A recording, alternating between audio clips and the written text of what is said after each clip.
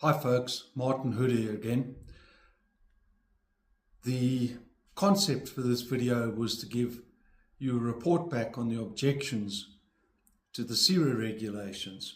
And then I read some answers given by the Deputy Minister of Police and Parliament yesterday to some questions asked about these proposed regulations. And the Deputy Minister answered that the proposed measures were a considered and evidence-based response to serious risks observed in sectors of the private security industry. I'm going to get that information because it's evidence-based. Let's test it. And then he goes on to give some statistics about the number of firearms stolen in the security industry. Now, I believe you should practice what you should preach, first of all. So I say, hey, look at the number of firearms that your police department have had stolen first before you point fingers at the security industry. And he also goes on to say that this type of conduct makes the public lose faith in the security industry. Hey, Deputy Minister, the security industry exists and the public relies on it because your police force has failed South Africans.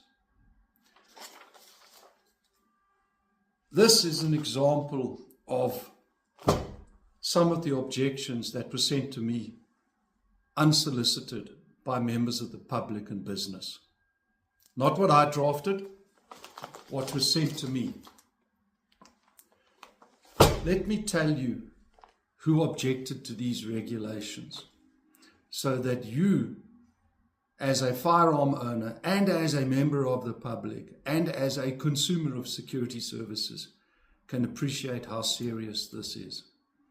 The security industry obviously objected, but it goes way beyond that. The mining industry objected because they have massive problems with infrastructure damage and theft. The retail industry objected because they operate shopping centers or have shops in shopping centers. And they are of the view that they can't protect their staff and their businesses if these regulations are made law. The insurance industry, yes, the insurance industry, you have insurance, objected because the cost of insurance will go up if, for example, more cars are stolen and hijacked and not recovered. Your premium will go up. It'll hit you in the pocket.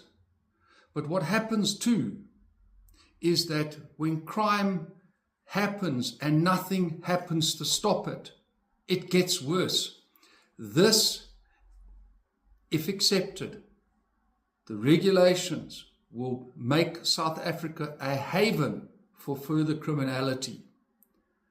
Don't let it happen. These regulations affect you as an individual. It's not the security industry. It's not their commercial interests. It's your safety, your family's safety, your business's safety, your economic safety.